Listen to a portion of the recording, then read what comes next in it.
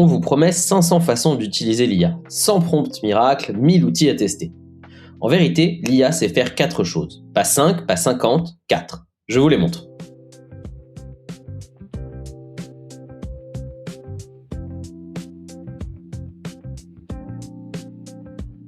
Petit rappel avant de commencer.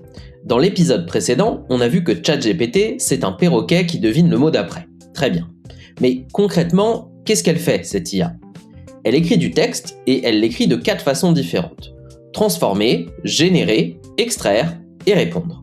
Derrière les 500 façons qu'on vous vend, il n'y a en fait que ces 4 verbes. Premier verbe, transformer. Vous avez déjà un texte sous la main et vous le voulez dit autrement. Plus court, plus poli, traduit, reformulé. L'idée reste la même, c'est seulement la forme qui change. Prenons un exemple concret. Un mail un peu sec que vous venez d'écrire. Vous le collez dans un chatbot et vous lui demandez de le reformuler en plus chaleureux. Et regardez, en quelques secondes, il vous sort exactement le même message, mais avec un ton beaucoup plus avenant. C'est l'usage le plus courant. D'après OpenAI, 2 fois sur 3, quand les gens écrivent dans ChatGPT, ils ne créent pas un texte nouveau. En fait, ils en retravaillent un qu'ils ont déjà. Deuxième verbe, générer. Cette fois, vous ne donnez aucun texte à l'IA, juste une demande, et elle écrit le texte pour vous à partir de rien. Exemple, écris-moi une première version d'offre commerciale pour un loueur de vélo. Vous n'avez rien avant, et elle vous sort une offre complète avec un titre, des arguments, un ton et même des tarifs, entièrement inventés à partir de votre seule demande.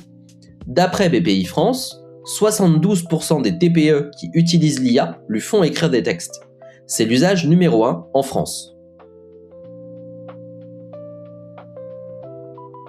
Ethan Mollick, professeur à Wharton, le dit bien. La plupart des gens n'utilisent qu'une petite partie de ce que l'IA sait faire. Et c'est vrai, la plupart s'arrêtent à 1 ou 2 verbes, et ils passent complètement à côté des autres. C'est pour ça qu'on fait cette vidéo, pour vous faire maîtriser les 4.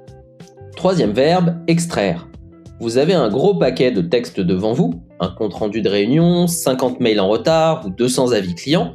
C'est dense, c'est désordonné, et ce que vous voulez, c'est une liste propre. Les actions à mener avec le nom de chaque responsable.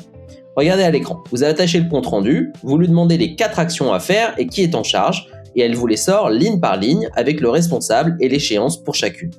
C'est peut-être le verbe que les dirigeants utilisent le moins. Et pourtant, selon BPI France, 67% des TPE qui utilisent l'IA s'en servent déjà pour ça.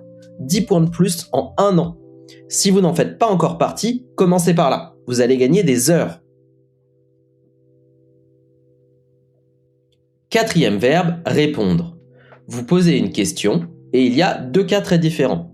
Premier cas, en vert, votre question porte sur un document que vous lui donnez.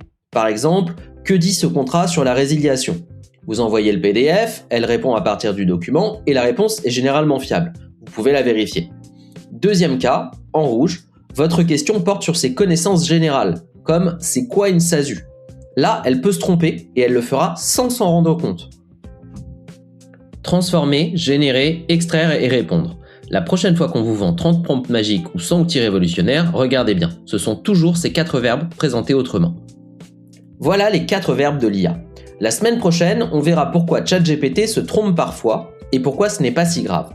Si cette vidéo vous a aidé à y voir plus clair, abonnez-vous, likez et partagez-la à quelqu'un qui en a besoin. À la semaine prochaine!